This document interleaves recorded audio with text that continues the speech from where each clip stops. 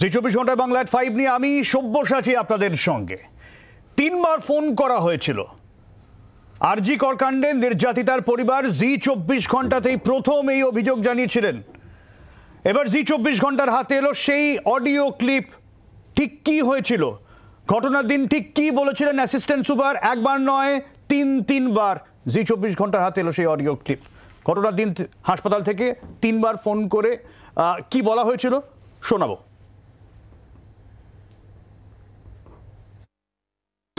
মেয়ের সাথে রাত 11:15-তে কথা হয়েছিল।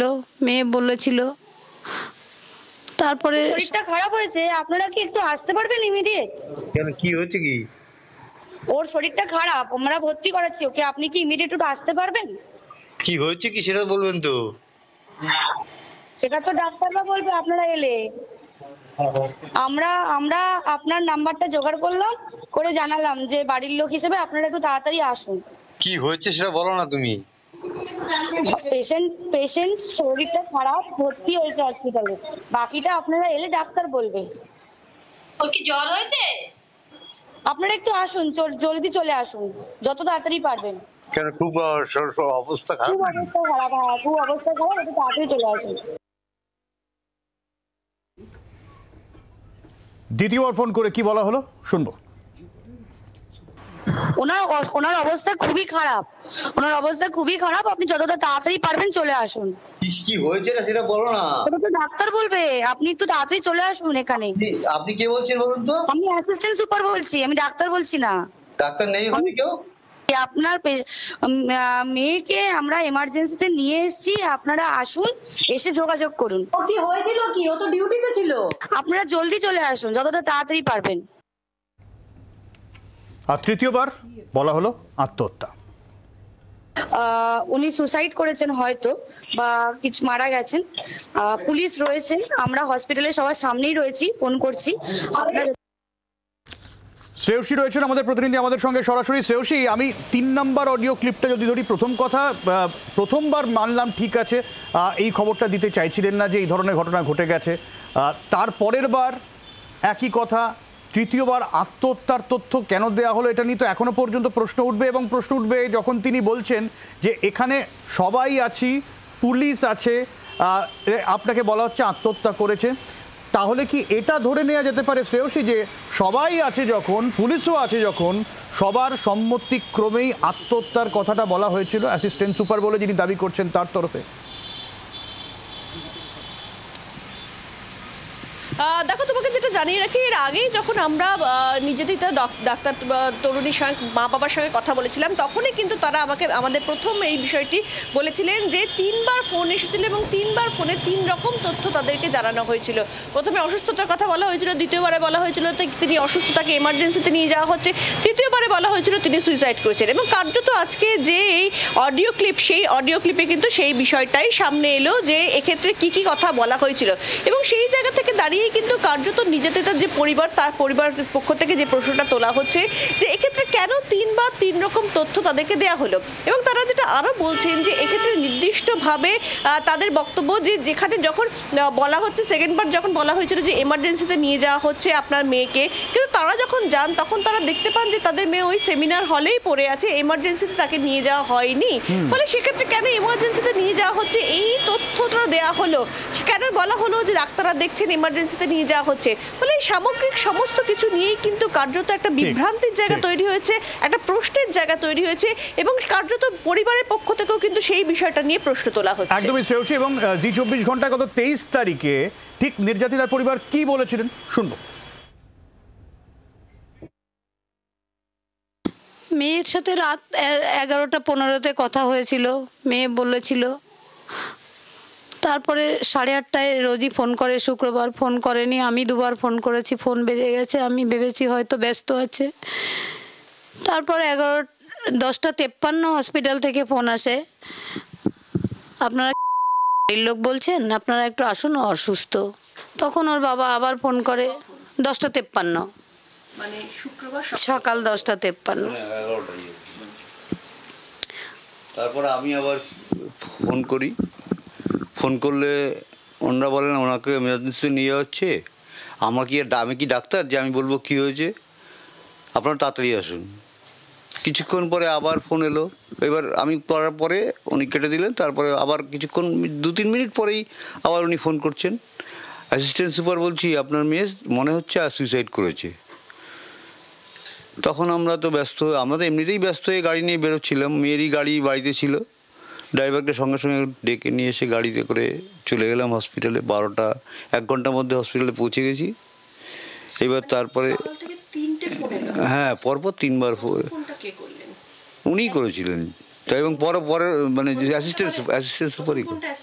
হ্যাঁ তারপরে আমি করেছিলাম, তারপরে আবার উনি রিপিট ফোন করে বললেন, এবং কিছুক্ষণ পরে একজন পুরুষ কণ্ঠ ফোন করেছিল, বলে আপনারা আসছেন তো? আমি হ্যাঁ আসছি। এতেই শেষ নয়, প্রমাণ লোপাটের যে অভিযোগ, তাতেও নতুন করে একটা ঘটনা সামনে এসেছে, চাদরের রং। কি বিষয়? শ্রেয়সীর কাছে আবারও যাবো। শ্রেয়সী, একেবারে দেখো, যে নির্যাতিতা যিনি মা, তিনি কিন্তু কার্যত আজকে এই বিষয়টা তিনি বারবার করে বলছেন যে এক্ষেত্রে যখন তাদেরকে দেখানো হলো, অর্থাৎ ঘন্টা 2-3 বসিয়ে রাখার পরে যখন তাদেরকে দেখানো হলো, তার মেয়ের কাছে নিয়ে যাওয়া হলো, তখন কিন্তু সেক্ষেত্রে তিনি বলছেন যে তাদেরকে সাজিয়ে গুছিয়ে মেয়েকে দেখানো হলো। এবং কেন এই কথা বলা হচ্ছে, সেক্ষেত্রে তার যেটা বক্তব্য সেটা হচ্ছে যে যখন তিনি মেয়ের কাছে প্রথমে যখন তিনি গিয়েছিলেন, তাদের যখন নিয়ে যাওয়া হলো, তখন তারা যে রঙের চাদর মেয়ের গায়ে চাপা দেওয়া অবস্থায় দেখেছিলেন, কিন্তু তার আগে তার বন্ধুরা সেমিনার হলে যখন তাদের বন্ধুকে ওই অবস্থায় দেখেন, তখন তার গায়ে যে রঙের চাদর চাপা দেওয়া ছিল, দুটো চাদরের রং আলাদা, অর্থাৎ একটা ছিল নীল আর একটা ছিল সবুজ। সেক্ষেত্রে তিনি প্রশ্ন তুলছেন যে দুবার দু রকমের চাদর কি করে সামনে এলো, প্রথম বিষয়। দ্বিতীয় বিষয়, তার যেটা বক্তব্য সেটা হচ্ছে যে এক্ষেত্রে নির্দিষ্টভাবে তার বক্তব্য হচ্ছে যে জায়গায় সেমিনার হলে যেখানে যেভাবে মেয়েকে তিনি দেখতে পেয়েছিলেন, সেই জায়গায় যদি তার উপরে ওই ধরনের পাশবিক অত্যাচার, অর্থাৎ যে ছবি তাদের কাছে এসেছিল, যেভাবে তারা মেয়েকে দেখেছিলেন, সেই পাশবিক অত্যাচার যদি হয়ে থাকে, তাহলে তারপরেও বিছানার যে চাদর, অর্থাৎ যে ম্যাট্রেসটা ছিল, সেই ম্যাট্রেসের চাদরটা টান টান অবস্থায় রাখা ছিল, একদম পরিপাটি করে রাখা ছিল, জুতো পরিপাটি করে রাখা ছিল, দেখে মনে হচ্ছিল কেউ যেন সদ্য সেখানে রেখে গেছে। ফলে এইটা কি করে হতে পারে, সেই প্রশ্নই কিন্তু তারা তুলছেন। এবং সেখান থেকে তাদের দাবি যে তাদেরকে যে যখন মেয়ের কাছে নিয়ে যাওয়া হয়, তখন এলাকাটা সাজিয়ে গুছিয়ে রাখা হয়েছিল। অনেক ধন্যবাদ শ্রেয়সী। কি বলছেন পরিবার, একবার শোনো সরাসরি। যখন দেখতে গেলাম সবুজ চাদর, কিন্তু স্টুডেন্টরা একটা ফটো তুলেছে, সেটা নীল চাদর। এবং আমার মেয়ের বডি দেখে মনে হয়েছে যে তার যে ইনজুরিগুলো ছিল, তার সাথে যে মানে পৈশাচিক অত্যাচার হয়েছে, সেইখানে দাঁড়িয়ে বেডটা ওরকম সুন্দর সুরক্ষিত থাকবে না, তার হাতটা কপালে থাকবে না, তার জুতোটা সমান সুরক্ষিত একদম সাজানো থাকবে না, এগুলো দেখেই মনে হয়েছে। আরজি কর কাণ্ডে তদন্তের দায়িত্ব সিবিআই নিয়েছে, তারপরে প্রায় 13 দিন কেটে গিয়েছে। মানুষের প্রাথমিক যে প্রশ্ন, ধর্ষণ না গণধর্ষণ, জড়িত এক না একাধিক, এই প্রশ্নের উত্তর এখনো অধরা। সন্দীপ ঘোষের হাজিরার রোজ নামছে, আমরা দেখেছি, একের পর এক তলব দেখেছি, নতুন নতুন তথ্য কি কে আসছে আপনাদের জানালাম। সিবিআই আদৌ তদন্ত শেষ করতে পারবে কিনা তা নিয়ে প্রশ্ন উঠছে, কারণ সন্দেশখালী মনে আছে তো, সেখানেও তো একাধিক ধর্ষণ, যৌন হেনস্থার অভিযোগ ছিল, সিবিআই তদন্তেও নেমেছিল, এখনও চার্জশিটও জমা পড়েনি। এখন একাংশ প্রশ্ন তুলতে শুরু করেছেন যে আরজি কর সন্দেশখালী হয়ে যাবে না তো? একগুচ্ছ মামলার পাহাড় ঘাড়ে নিয়ে সিবিআই কি এখনো ভরসার জায়গায় আছে? মস্তান ভাড়া করে আনে রে বাপ, এনে কি করে, কি করবে, ঘরে ঘরে তুলবো বলছে। কেউ এসে মুখটা চেপে ধরে, তারপর আমি কিছুই কাউকে চিনতে পারিনি। এভাবেই একগুচ্ছ অভিযোগে বছরের শুরুতেই হইচই ফেলে দিয়েছিল সন্দেশখালী। মহিলাদের রাতে পার্টি অফিসে ডেকে অত্যাচারের অভিযোগ, ধর্ষণ বা যৌন নিগ্রহের অভিযোগে তোলপাড় হয়ে গিয়েছিল রাজ্য রাজনীতি। আমার বাড়ির স্ত্রীকে, আমার বোনকে, আমার মাকে যদি রাত্রি 12টা 11টার সময় কেউ পিঠে বানানোর জন্য পার্টি অফিসে ডেকে নিয়ে যেত এবং তাদের শারীরিক শোষণ করত, আমি কি করতাম? শেখ শাহজাহান আর দলবলের অত্যাচারের কিস্সা তখন হইচই ফেলছে জাতীয় রাজনীতিতেও। ভোটের আগে পুরো দমে ময়দানে বিজেপি সহ অন্যান্য বিরোধী দল।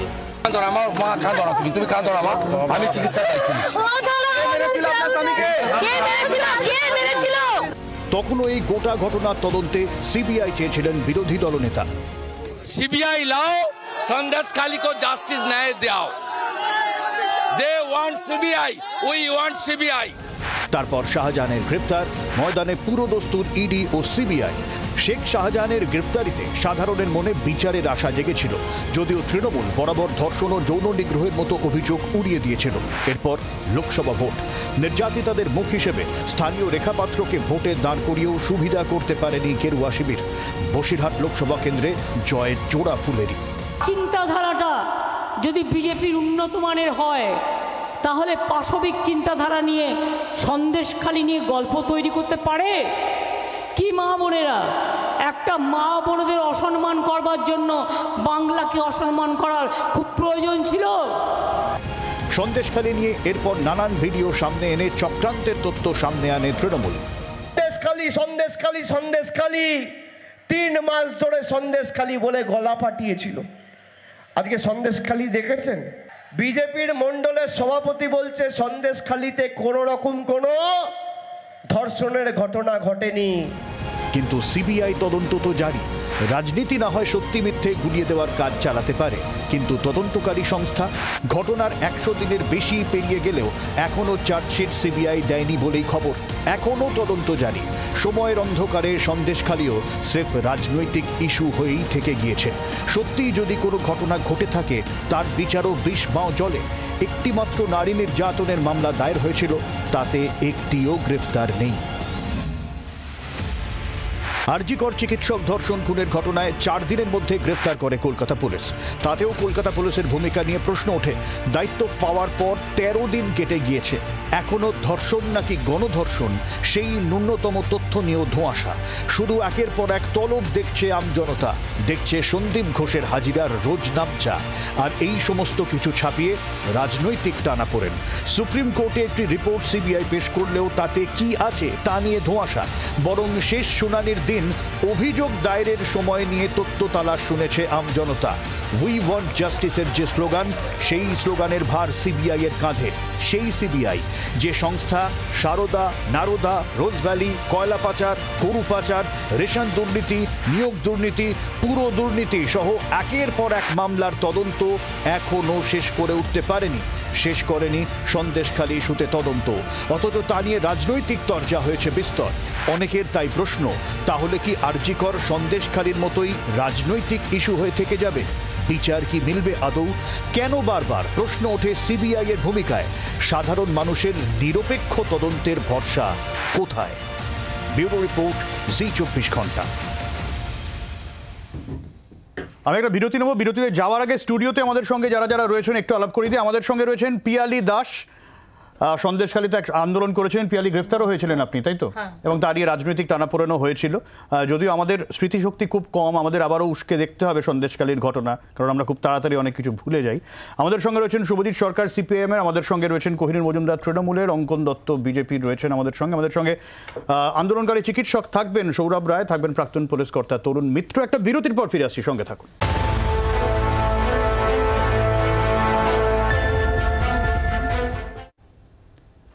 আমি শুরুতেই পিয়ালির কাছে আসবো।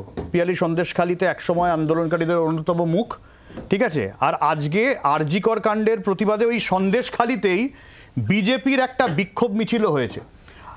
আরজিকর নিয়ে বিজেপি সন্দেশখালিতে মিছিল করছে। সন্দেশখালিতে যে যৌন নির্যাতন ধর্ষণের অভিযোগ উঠেছিল, পরে তৃণমূলের দাবি এইসব বিজেপির মিথ্যে ঘটনা, সিবিআই তদন্ত করলো। কোন জায়গায় দাঁড়িয়ে গোটা বিষয়টা? দেখুন, সিবিআই এখন তদন্তের ভিতরে আছে, এখনও তদন্ত চলছে। চার্জশিট জমা দেয়নি মানে এই নয় যে সিবিআই কাজ বন্ধ করে দিয়েছেন। সিবিআই তদন্ত করছেন, শাহজাহান তার জন্যই এখনও ভিতরে আছে। ওখানের কন্ডিশন আগে যেমন ছিল তার থেকে অনেক প্রোগ্রেস হয়েছে। আগে চায়ের দোকানে মানুষ বসতে পারতো না, 4-5 জন নিজেদের কোনো আলোচনা করতে পারতো না, সেগুলো স্বাধীন হয়েছে, সেগুলো তারা করতে পারছে। আর বাকি আরজিকরের কথা নিয়ে, আরজিকরের যে বোনের সাথে যে ব্যবহারটা, যেরকম অত্যাচারটা হয়েছে, সেটা নিয়ে তো সবাই প্রতিবাদ করছে এবং সন্দেশখালীর মায়েরাও প্রতিবাদ করছে। কিন্তু পিয়ালি, এই যে আপনি বলছেন তদন্ত চলছে, এতদিন হয়ে গেল, আগে সন্দেশখালী নিয়ে যে হইচই সে হইচই অনেক কমে গেছে। এখন চর্চায় প্রায় নেই, এখন আরজিকর চর্চায়। আপনার কি মনে হয় ভবিষ্যৎটা এরকমই হবে? আপনি আরো 100 দিন দেখুন, আমাদের পরে বলবেন যে আমরা বলবো যে না, তদন্ত চলছে। যখন সন্দেশখালী আন্দোলনটা হয়েছিল স্বতঃস্ফূর্তভাবে কোনো পলিটিক্স পার্টি ছিল না, স্বতঃস্ফূর্তভাবে মানুষের আন্দোলন। কিন্তু তৃণমূল তো বরাবর বলে এসেছে বিজেপি এবং না, আগে বিজেপির আন্দোলন ছিল না, আন্দোলন পরে বিজেপি যায়, বিজেপির আন্দোলন ছিল না। কিন্তু সেই আন্দোলনটা সন্দেশখালী এখান থেকে 100 কিলোমিটার, কলকাতার থেকে 100 কিলোমিটার দূরে, সেই আন্দোলনটা যেভাবে ছড়িয়েছিল এত দূরত্ব থেকেও, কিন্তু আরজিকরটা কলকাতার ভিতরে থেকেও মানে অত কি প্রোগ্রেস করতে পারেনি। প্রোগ্রেস করতে বলতে যেভাবে আন্দোলনটা চালিয়ে এসেছিল সেই সন্দেশখালীর আন্দোলনটা, সেটা সব কিছুই সত্যি ছিল। বধূ নির্যাতন হয়ে কিন্তু সেটা তো আইনে প্রমাণ করতে হবে, সেটা তো প্রমাণ করতে হবে। দেখুন, এখনো সিবিআই ইনকোয়ারি তো চলছে, এখনো শাহজাহান তো ভিতরে আছে, আমরা এখনো আশাবাদী। এই যে সিবিআই তদন্ত করছে আশাবাদী, নির্যাতিতার পরিবারও কিন্তু আশাবাদী। আমি নির্যাতিতার মায়ের বক্তব্য শোনাবো। এই যে সিবিআই তদন্ত এখনো এতদিন কেটে গেল, তা নিয়ে আমরা প্রশ্ন করেছিলাম, তিনি কি বলছেন শোনাবো।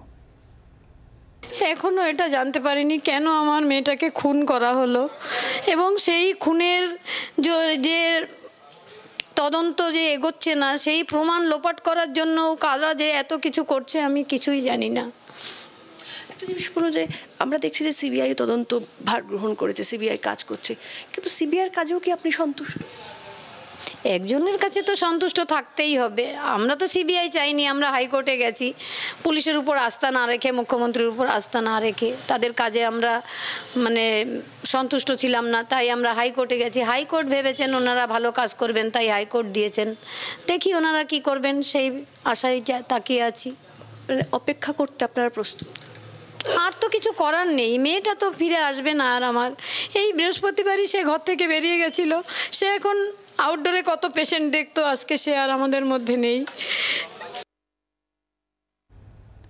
অর্থাৎ প্রশ্নের উত্তর এখনো পাওয়া যাচ্ছে না, কিন্তু আশা ভরসা রাখা ছাড়াই বা উপায় কি? আমরা আলোচনায় ফিরব একটা ছোট্ট বিরতির পর, সঙ্গে থাকুন।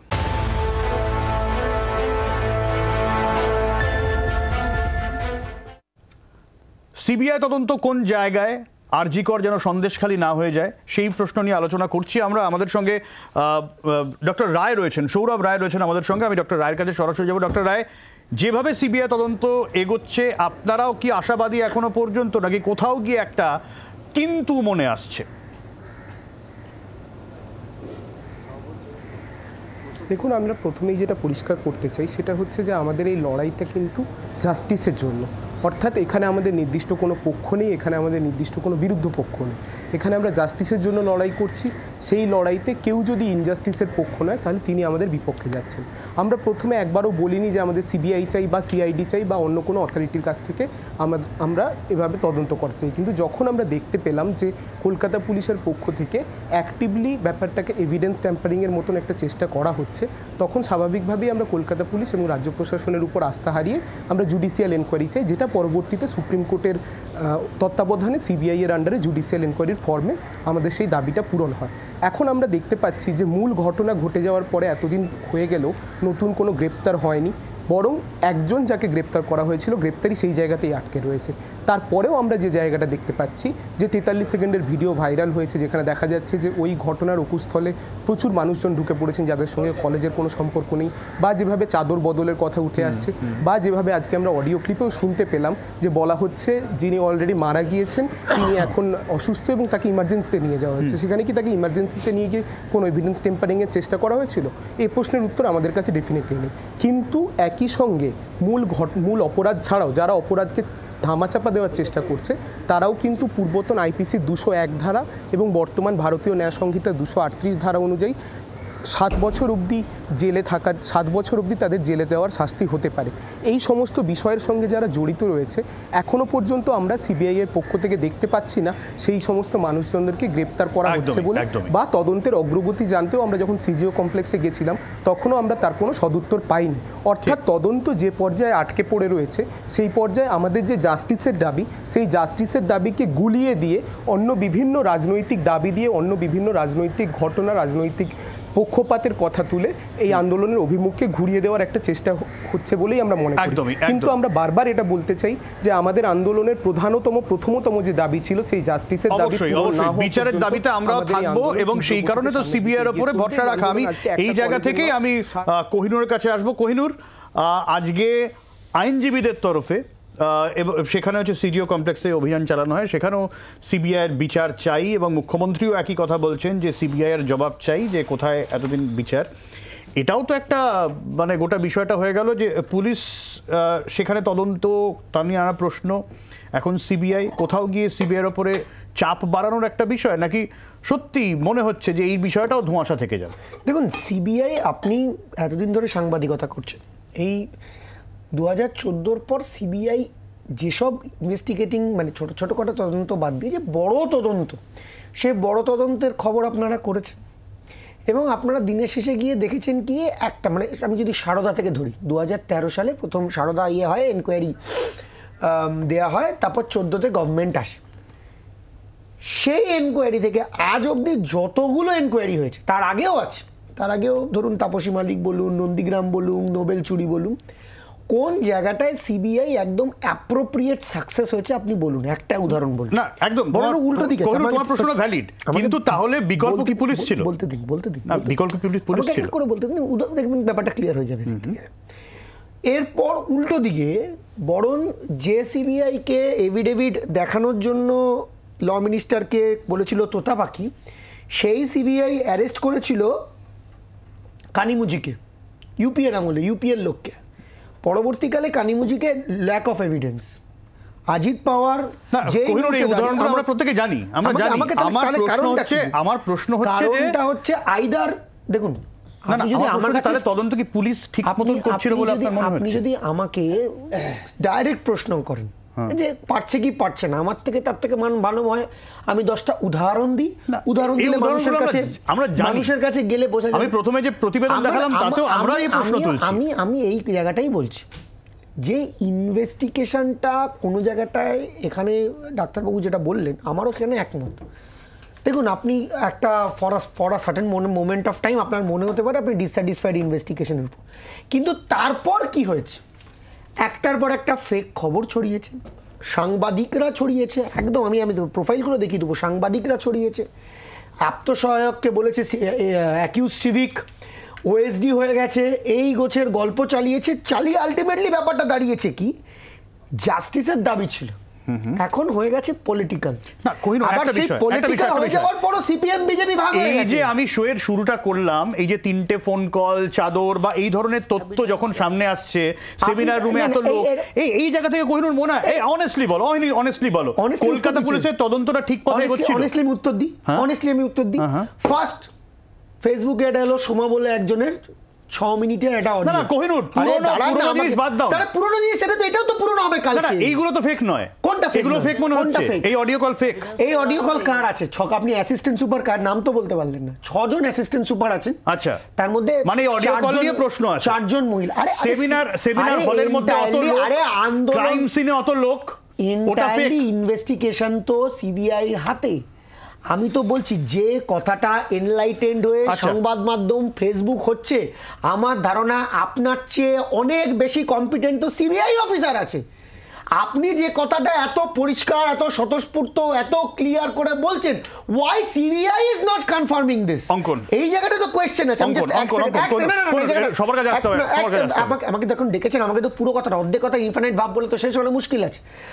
এই জায়গাটা, যে জায়গাটা প্রশ্ন চিহ্ন হচ্ছে, যে ইনভেস্টিগেশনটা কলকাতা পুলিশ করে সেটা ইনভেস্টিগেশন করে অ্যাকিউজকে ধরেছে, সিবিআই প্রোগ্রেসটা কোথায়? আবার বলছি, ওই যেখানটা বলছে ক্রাইম সিন, কলকাতা পুলিশ তো বলেছে, সঙ্গে সঙ্গে ক্লিয়ার করেছে, সিবিআই একটা এভিডেভিট দিক কোটে যে ক্রাইম সিন টার্গেট হয়েছে, দিচ্ছে না কেন? আমি প্রথম থেকে বলি, আমি মনে করি যে জি 24 ঘন্টার আর্কাইভ অত্যন্ত স্ট্রং। 28/5/2024 একটু আপনারা আর্কাইভটা ঘাটুন তো। 113 পাতার যে চার্জশিট সন্দেশখালীতে সিবিআই দিয়েছিল, সেইটা আপনারা হঠাৎ কেন আজকে বললেন যে কোনো চার্জশিট দেওয়া হয়নি? জোড়া চার্জশিট দেওয়া হয়েছে। না, নারী নির্যাতন, অনেকগুলো সন্দেশখালীতে অনেকগুলো অভিযোগ আছে, পার্টিকুলার জমি দখলের অভিযোগ আছে, অনেক কিছু আছে। বলেনি 58 নম্বর পাতা, 58 থেকে 78 নম্বর পাতায় নারী নির্যাতন 113 পাতার আপনাদেরই প্রতিবেদন আমি দেখতে দেখতে আসছিলাম, তার 58 থেকে 78 নম্বর পাতার মধ্যে কিন্তু নারী নির্যাতনের কথাও বলা রয়েছে। এই ঘটনা নিয়ে তারপর আবার জুন মাসে সুপ্রিম কোর্টে গেল রাজ্য সরকার, অভিষেক মনু সিংভিকে সহ 16 জনের। এই অদ্ভুত কথা দাদা, তোমার সময় আমি বলিনি, তোমার সময় বলিনি, তোমার সময় তো বলিনি, তোমার সময় তো বলিনি, তুমি কি এরকম বলবে? এবার আমি বলি এক সেকেন্ড দিদি ভাই আমি শেষ করি। তারপর শাহজাহানকে কাস্টাডিতে নিয়েছে। এবার এই যে আরেকটা আপনারাও বললেন যে কোনো অ্যারেস্ট করেনি, এখানে কোহিনুরদাও বলছে, আমি নামগুলো বলবো। আলমগীর কে অ্যারেস্ট করেছে সিবিআই, কোথায়? সন্দেশখালীতে। আমি এতে বললাম সন্দেশখালীতে, আমি সন্দেশখালীতে। আচ্ছা তুমি এইবার ঢুকবে, সবার সামনে ঢুক, সবার মধ্যে ঢুকবে, আমি বললাম আরজি করুন না তাহলে ঠিক আছে। জয়উদ্দিন মোল্লা, ফারুক আকুঞ্জি, দিদার বক্স মোল্লা, এরকম 18 জনকে সিবিআই অ্যারেস্ট করেছে। আপনি বলতেন যে কোন অ্যারেস্ট নেই। এইবার এই টপিকে অ্যারেস্ট না চার্জশিট অবধি বললেন, সুপ্রিম কোর্ট বলল যে হাইকোর্টে সুপ্রিম কোর্ট এই জুলাই মাসে থাকবে। তো এক সেকেন্ড দাঁড়ান, একটা কনক্লুশন থাকবে তো, আমাকে উত্তরটা দিতে একটা কনক্লুশন চাইছি আমরা। আমরা। বাবা সুপ্রিম কোর্ট এই জুলাই মাসে কি ভার্ডিক্ট দিয়েছে দেখুন। সুপ্রিম কোর্ট বলেছে আমরা কেসটাকে আবার হাইকোর্টে পাঠালাম, হাইকোর্ট ট্রায়াল শুরু করুক, সেপ্টেম্বরের 6 থেকে ট্রায়াল শুরু হবে। ট্রায়ালের তো ভার্ডিক্ট হাইকোর্ট দেবে, কি হলো পরিণতি হাইকোর্ট বলবে। আমরা তো অপেক্ষা করছি, আমি অপেক্ষা করছি, আপনি অপেক্ষা করছেন, বাংলার মানুষ অপেক্ষা করছেন। আসুন, প্রথম ফেক নিউজ কে ছড়ালো? এটা সুইসাইড বলে কে ফেক নিউজটা প্রথম ছড়ালো আপনি বলুন? কে প্রথম? হাসপাতাল কর্তৃপক্ষ, ডিসি। তুমি যদি সব ঢোকো, আচ্ছা আমি বলছি, নাম ধরে বলছি, DC central Indira Mukherjee press conference করে বললেন 40 ফুট কর্ডন করা ছিল, মা বাবা উপস্থিত ছিলেন। নির্যাতিতার মা বাবা নিজে বললেন না 40 ফুট কর্ডন করা ছিল না, এবং আমরা সেখানে কাতর আবেদন করা সত্ত্বেও ঢুকিনি। তাহলে তার বিরুদ্ধে ব্যবস্থা হবে না কেন? নগরপাল যিনি রয়েছেন সিপি ফলাও করে বললেন কেস অফ মার্ডার, এই হয়েছে সেই হয়েছে, নির্যাতিতার নামও নিয়ে নিলেন।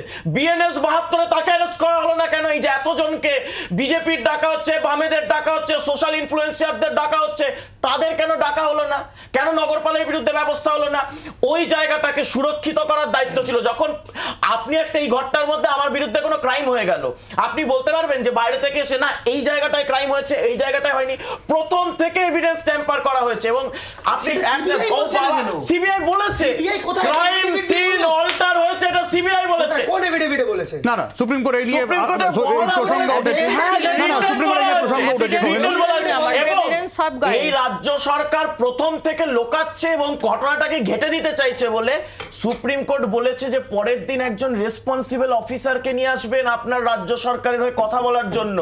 আমরা আপনার সরকারের বক্তব্য বুঝতে পারছি না, 30 বছরে এরকম ঘটনা আমরা দেখিনি। এটা প্রথম থেকে আমরা বুঝতে পারছি একটা প্রাতিষ্ঠানিক খুন এবং ধর্ষণের ঘটনা ঘটেছে, সরকার ওতপ্রোতভাবে জড়িয়ে রয়েছে, এর মধ্যে দুর্নীতি জড়িয়ে রয়েছে। আর তার জন্য সিবিআই এটা অদ্ভুত মজা, অদ্ভুত মজা। প্রমাণ লোপাট করে বলবো যে প্রমাণ লোপাট কেন আমরা ছাড়তে চাই না। আমি তো শেষ করছি, শুভজিৎ তারপরে যখন ছেড়ে যাও, যারা বিজেপি জয়েন করেছে তাদের বিরুদ্ধে অজিত পাওয়ারকে ছেড়ে দিল। কোন আবার সময় নষ্ট হচ্ছে, সময় নষ্ট হচ্ছে, কোন সময় নষ্ট হচ্ছে। অজিত পাওয়ারকে ছেড়ে দিল। দাদা এখানে অজিত পাওয়ার নিয়ে আলোচনা হচ্ছে না, ধর্ষণ। আরে ভাই খাবেন না, কামদুনির কি হলো? কাটোয়ায় 12 সালে ধর্ষণ হয়েছিল, সেটা 19 সালে ভালো হলো। কে 2016 সালে ফাঁসি দিয়েছে?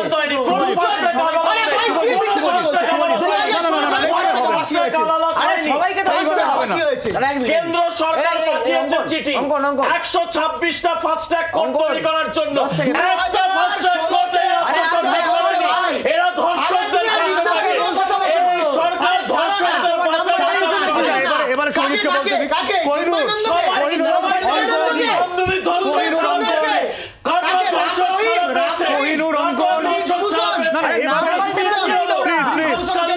এইভাবে চিৎকার করলে কি করে হবে? এক মিনিট প্লিজ, তুমি বলো, তুমি বলো, তুমি বলো। প্রথম কথা হচ্ছে যে দেখুন, এই যে ঘটনাটা আরজি করের ঘটনা, যেটা নিয়ে আজকে আলোচনা হচ্ছিল, সন্দেশখালী ঘটনা তো প্রসঙ্গে এসছে, এটা তো আলোচনা তো ছিল আরজি কর নিয়ে। দেখুন, প্রথমে আমি দেখলাম এই চাদরের রং পাল্টে যাওয়ার একটা প্রতিবেদনের ভিডিও দেখছিলাম। আমি জানি না চাদরের রং কি ম্যাজিকে মাধ্যমে পাল্টে গেল নাকি চাদরটাই পাল্টে গেছিল। কি কারণে চাদরের রং পাল্টালো, চাদর পাল্টে গেল, এই নিয়ে তো এখন সংশয় তৈরি হচ্ছে। প্রথম দিন থেকে যখন এই কেসটা নিয়ে আমরা আলোচনা করতে বসছি বা বিভিন্ন জায়গায় মানুষ প্রতিবাদ করতে নেমেছে, প্রথম দিন থেকেই একটা ধোঁয়াশা কাজ করছে। আর ফেক নিউজ আছে, বলতে হবে আমার শেষ করতে সেটা পুরোটা বলো। এই ধোঁয়াশা কাজ ফেক নিউজ আছে, এবার এই ধোঁয়াশা কোনটা? আমি জানি না। আচ্ছা শুভজিৎ কোহিনুর প্লিজ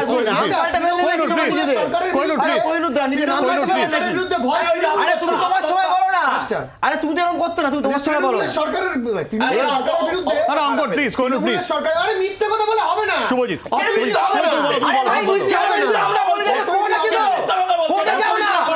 কোর্টে যাও না, গেছে তো কোর্টে। যারা প্রতিবাদ করছে তাদের বিরুদ্ধে বসতে কেন? তোমরা প্রত্যেকে চিল্লিয়ে যাও, তোমরা প্রত্যেকে ইস্যু ভিত্তিক রাজনীতি করে যাও, তোমরা প্রত্যেকে ইস্যুতে পলিটিক্স করবে, বাদ করবে, তাই নিয়ে কালা ছোড়াছুড়ি করবে, আর সাধারণ মানুষের দাবিগুলো হয় মিলিয়ে যাবে প্রত্যেকে। কোন রাজনৈতিক দল কোহিনুর এটা নিয়ে রাজনীতি করছে না? প্রত্যেকে রাজনীতি করছো, তোমরা প্রত্যেকে রাজনীতি করছো। তরুণবাবুর কাছে যাবো। তরুণবাবু, এই সিবিআই তদন্তের গতি প্রকৃতি দেখে আপনার কি মনে হচ্ছে এখনো পর্যন্ত? আমার একটা কথা বলার আছে। কথাটা হচ্ছে যে অনেক প্রমাণ লোপাটের চেষ্টা আছে, এই অভিযোগ আছে, এই আরো আছে যে এখন অনেক রকম শুনছি। তো আমার কথা হচ্ছে সিবিআই যখন তদন্ত করছেন, নিশ্চয়ই এই প্রমাণ লোপাট বা কলকাতা পুলিশ ঠিকমতো ইনভেস্টিগেশন করেনি বা যে কোনো ভাবে কাউকে অপরাধীদের ঢাকা দেওয়ার চেষ্টা করেছে, নিশ্চয়ই সিবিআই এত বড় সেন্ট্রাল এজেন্সি ওটা বার করে ফেলতে পারবেন।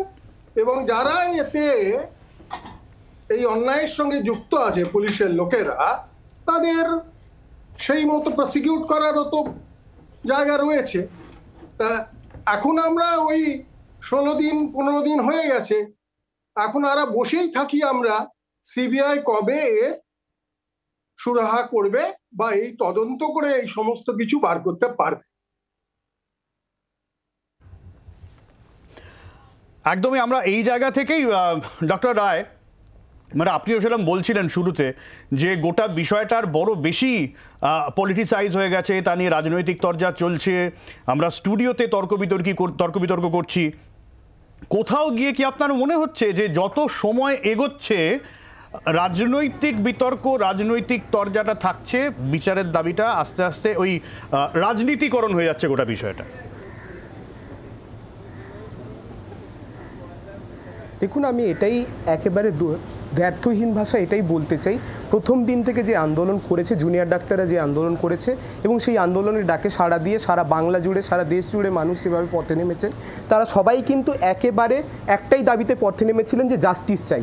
আজকে আমার এই একটা সহজ প্রশ্নের উত্তর দিন তো, ভারতবর্ষ আজকে স্বাধীনতার এতদিন পরেও আজকে কি একটা কাজের জায়গায় একটা মেয়ে ধর্ষণের পর খুন হয়ে গেল, সেই ঘটনার প্রপার বিচার করার জন্য, প্রপার তদন্ত করার জন্য অথরিটির এতই অভাব যে কোন পক্ষ ঠিক করে তদন্ত করেছে? যে কলকাতা পুলিশের বিপক্ষে এভিডেন্স ট্যাম্পারিংয়ের অভিযোগ উঠছে, নাকি যে সিবিআই এর বিরুদ্ধে তদন্তে দীর্ঘসূত্রিতার অভিযোগ উঠছে? সেই ঘটনা নিয়ে আমরা ঘোলা জলে মাছ ধরে যাব আর বিভিন্ন রাজনৈতিক দল এসে বারবার তাদেরকে ডিফেন্ড করে যাবেন। এই ঘটনার মধ্যে কেন আমাদেরকে ঢুকে পড়তে হচ্ছে? ভারতবর্ষের আমরা তো বিশ্বাস করি যে আমরা ভারত রাষ্ট্রের নাগরিক, আমাদের দেশের যে আইন শৃঙ্খলা রয়েছে, আমাদের দেশের যে প্রশাসন রয়েছে, তারা যথেষ্ট সক্ষম। কিন্তু ডক্টর রায়, যখন আপনারা সন্দীপ ঘোষ তার পদত্যাগ দাবি করছেন বা পুলিশ কমিশনারের পদত্যাগ দাবি করছেন, সেই জায়গা থেকে তো একটা শাসক দল বা প্রতিষ্ঠানের বিরুদ্ধে একটা অভিযোগের আঙুল উঠছে। সেখানে কি আপনার মনে হয় না যে রাজনীতি ঢুকে পড়বেই, অন্তত আমরা যে পলিটিক্যাল সোসাইটিতে বসবাস করি? একদম আমি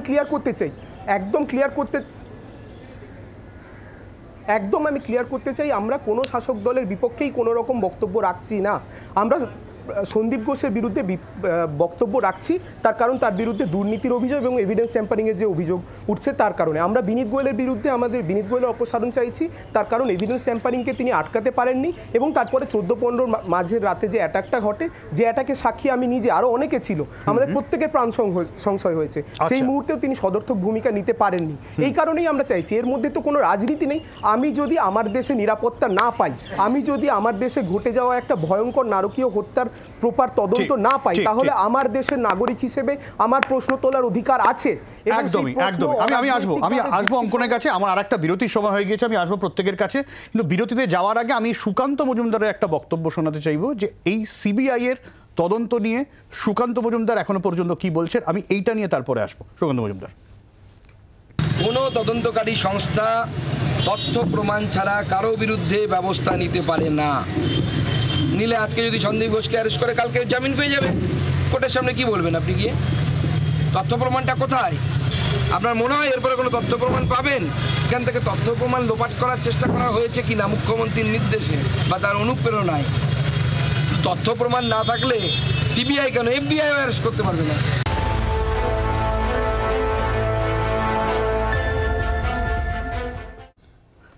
আমরা প্রশ্ন রেখেছিলাম আরজিকর কি সন্দেশখালির মতন এরকম দীর্ঘ একটা বিচার প্রক্রিয়ার মধ্যে পড়ে যাবে আর সাধারণ মানুষের মধ্যে থেকে ধীরে ধীরে হারিয়ে যাবে কি না, সোশ্যাল মিডিয়ায় প্রশ্ন করেছিলাম, আপনারা কি উত্তর দিয়েছে দেখতে দেখতে আমি পিয়ালিদির কাছে যাব খুব সংক্ষেপে, আমার সময় খুব কম। আপনার কি মনে হয় বিচার মিলবে? সিবিআই পারবে? বিচার পারবে। প্রমাণ অনেক লোপাট হয়েছে, সেগুলো সংগ্রহ করতে টাইম লাগবে, কিন্তু বিচার হবে। আমরা আশাবাদী সিবিআইয়ের উপরে। আচ্ছা, বেশিরভাগ মানুষ কিন্তু আশাবাদী নয়, তারাও কিন্তু প্রশ্ন তুলতে শুরু করেছেন। তরুণবাবু খুব সংক্ষেপে। যদি মাননীয় কেন্দ্রীয় মন্ত্রী বলেন তথ্য লোপাট হয়েছে, তাহলে তো উনি নিশ্চয় জানেন, ওনাকে তো নিশ্চয় বলা হয়েছে কি কি তথ্য লোপাট হয়েছে। তাহলে সিবিআই নিশ্চয় সেটা তদন্ত করে বার করতে পারবে। আর যদি না বার করতে পারে তাহলে সিবিআই এর statement to the minister is a total failure. একদমই। আমি ডক্টর রায়ের কাছে যাবো। ডক্টর রায়, আপনি শুনলেন যে রাজ্যের সাংসদ বিরোধী দলের অন্যতম মুখ সুকান্ত মজুমদার, তিনিই বলছেন যদি তথ্য প্রমাণ লোপাট হয় তাহলে সিবিআই কেন FBI খুঁজে বার করতে পারবে না। কোথাও একটা নেতিবাচক বিষয় সামনে আসছে না এতে? না, লোপাট যদি হয়ে থাকে, যারা লোপাট করেছে তাদের চিহ্নিত যে কথাটা আমি বারবার বলতে চাইছি যে নির্দিষ্ট যে তদন্তের যদি কেউ এভিডেন্স ট্যাম্পারিং করে থাকে, যদি এটা প্রমাণিত হয় যে যারা এভিডেন্স ট্যাম্পার করেছে, যেটা সুপ্রিম কোর্টে সিবিআই দাবি তুলেছে, তাহলে সেই এভিডেন্স ট্যাম্পারিং এর সঙ্গে যারা ডিরেক্টলি জড়িত ছিল তাদেরকেও কেন তদন্তের আওতায় আনা হচ্ছে না? তাদেরকে তো তদন্তের আওতায় এনে তাদেরকে নির্দিষ্ট পরিমাণ শাস্তি দেওয়ার প্রতিধান তো রয়েছে আমাদের দেশের সংবিধানে। তাহলে সেই সমস্ত কাজগুলোর দিকে কেন এগোনো যাচ্ছে না? নাকি সাধারণ মানুষের মধ্যে যে জনরোষ জেগে উঠেছে, যে জন আন্দোলন ফর্ম নিয়েছে, সেই আন্দোলনটাকে একটা বাইনারিতে, পলিটিক্যাল বাইনারিতে নিয়ে গিয়ে খেলার চেষ্টা হচ্ছে এই পুরো রাজনৈতিক স্ফিয়ার জুড়ে? সেই প্রশ্নটাই আমি তুলতে চাই। একদমই। শুভজিৎ খুব সংক্ষেপে। দেখো, সিবিআই যদি চাইতো যে এই কেসটাকে ভালোভাবে নিয়ে যাবে, একটা সুরাহা বের করবে, তাহলে বোধহয় অনেক কিছুই করতে পারতো। কিন্তু এই যে সন্দীপ ঘোষ যার কথা বারবার উঠে আসছে, এ তো সকালবেলা যায় সিবিআই অফিসে আর রাত্রিবেলা ফিরে আসে, মনে হচ্ছে যেন সিবিআই অফিসে চাকরি পেয়েছে নতুনভাবে। আমি জানি না এইভাবে যদি চলতে থাকে তাহলে যে তোমাদের যে আশঙ্কা বা অনেকের আশঙ্কা যে সন্দেশখালির যে ঘটনার সময় আমরা দেখেই সন্দেশখালির আজ অবধি ওখানকার মানুষ বিচার পায়নি। এখন এই নিয়ে অনেক কিছু উঠে আসতে পারে যে আসলে হয়েছে কি হয়নি, কিন্তু নিশ্চিতভাবে কিছু না কিছু হয়েছিল বলেই তো ওখানকার মানুষ আন্দোলন করেছিল। সেরকমই আরজি করার ক্ষেত্রেও আমরা যদি দেখি, evidence tampering is a very big issue in this particular case. সেই জায়গায় দাঁড়িয়ে থেকে তো সিবিআইয়ের উচিত স্পেশাল নজর দিয়ে এভিডেন্স ট্যাম্পারিংয়ের বিষয়ে যারা জড়িত বা যারা এই যে বিভিন্ন সময় ভিডিও দেখেছি, ভিডিওতে ডেড বডির সামনে এসে লাফালাফি করছে বা ঘুরছে, এই বিষয়গুলো, এবং যারা এমন এমন কমেন্ট করেছে আগে থেকে যে সুইসাইড কি মার্ডার না জানার আগে থেকে কমেন্ট করেছে, তাদেরকে আওতায় নিয়ে আসা উচিত ইনভেস্টিগেশনে, এবং এটা করা উচিত। কিন্তু অঙ্কন যখন সুকান্ত মজুমদার বলে দিচ্ছেন যে যদি তথ্য প্রমাণ লোপাট হয় তাহলে সিবিআই কেন FBI খুঁজে বার করতে পারে না, কোথাও এটা ডিফেন্সিভ খেলা হয়ে গেল না? যে একেবারেই না, তথ্য প্রমাণ লোপাটের সচেতন প্রচেষ্টা রয়েছে, এটা তো আমরা দেখতে পেয়েছি প্রথম থেকে তথ্য প্রমাণ। এবং এখনো যে সমস্ত তথ্য উঠে আসছে, পোস্টমর্টেমের সময় একটা রকম মৃত্যুর সময় বলা হচ্ছে রাত 3টে থেকে সকাল 6টা অবধি, অথচ ডেথ সার্টিফিকেটে লেখা হচ্ছে বেলা 12টা 44। সবার আমাদের এজেন্ডা রয়েছে, এবং সুপ্রিম কোর্টে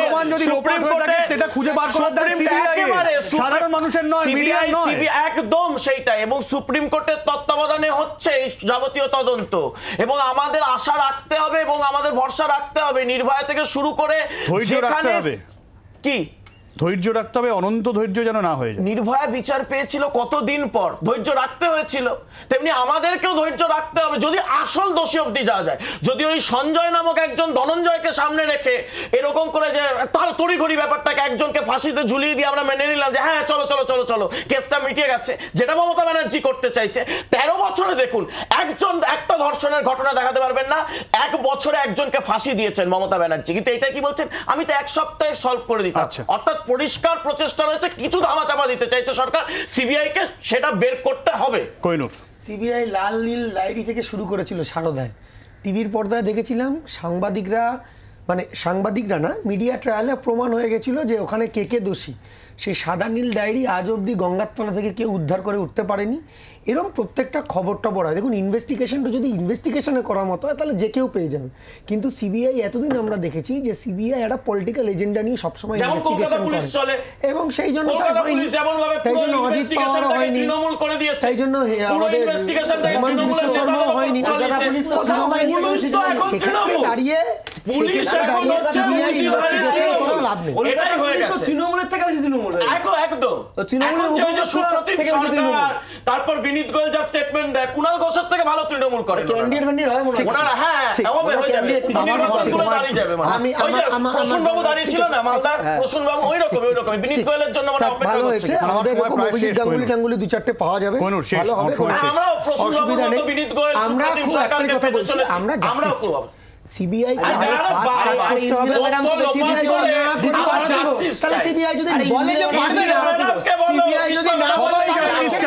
সমস্ত রাজনৈতিক দল জাস্টিস চাইছে, সমস্ত রাজনৈতিক দল রাস্তায়, পুলিশও জাস্টিস চাইছে, পুলিশও তদন্ত করছে সিবিআই, কিন্তু কত দিনে আসল দোষী সামনে আসবে?